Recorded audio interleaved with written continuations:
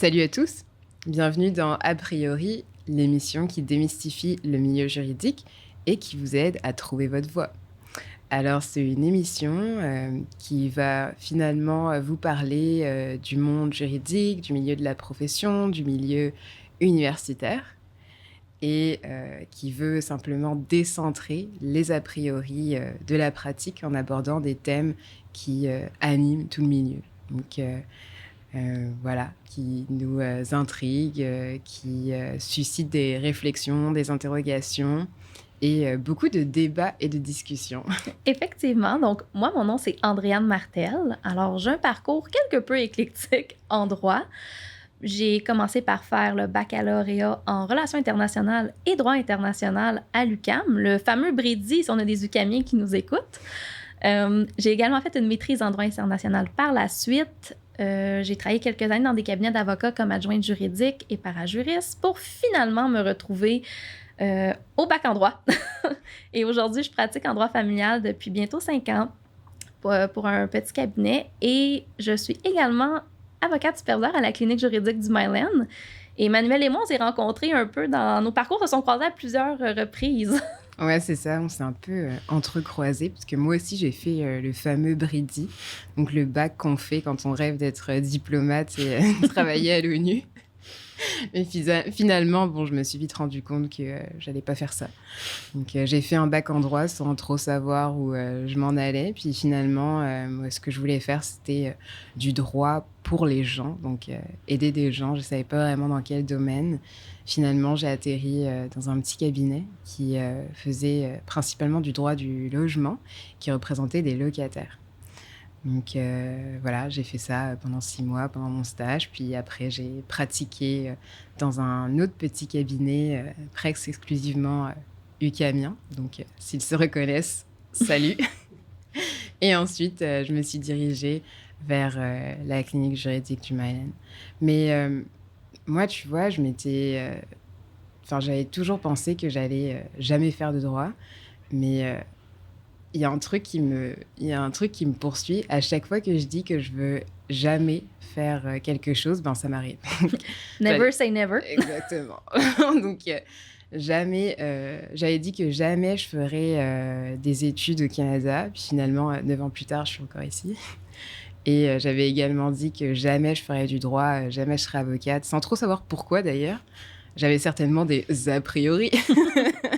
Bref, mais finalement, je me suis retrouvée là-dedans, puis voilà, c'est un peu ça mon parcours. Donc, Emmanuel et moi, en discutant, on s'entend très bien ensemble. On a eu la chance de se rencontrer initialement pour un concours de droit international qu'on a fait ensemble à l'époque, à des époques différentes. Et moi, j'ai à l'époque coaché Emmanuel. Donc, on a fait ça par la suite. Puis on s'est retrouvés, puis on a un peu les mêmes visions, je te dirais, du droit. Et on a décidé de partager avec vous ces expériences-là. Puis cette idée-là nous est venue à la clinique juridique du Myland. On fait beaucoup de mentorat avec des étudiants, donc ils travaillent également à la clinique.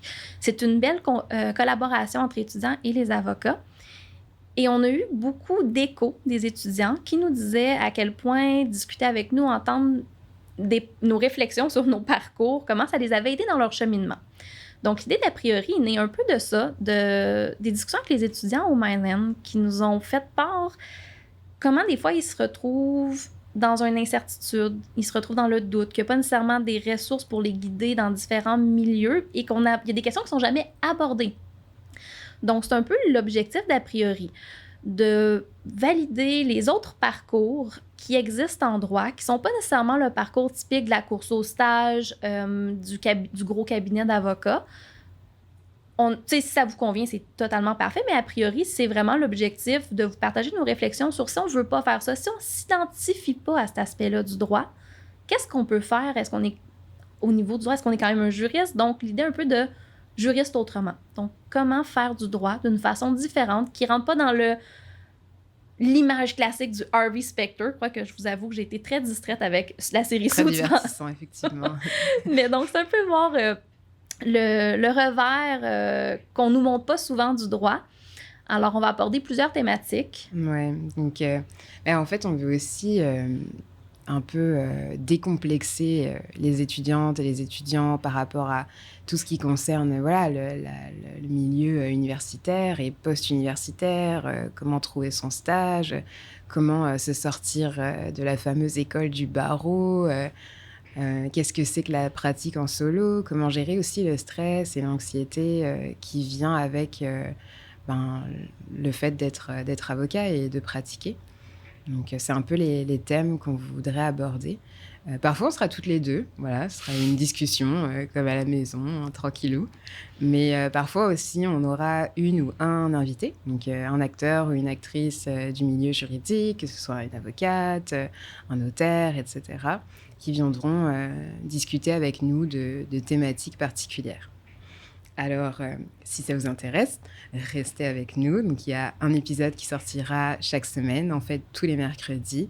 Si vous aimez la vidéo, n'hésitez pas à la partager sur vos réseaux sociaux et à commenter aussi, parce que toutes les suggestions, les commentaires, les encouragements sont les bienvenus. Alors, merci. Bye.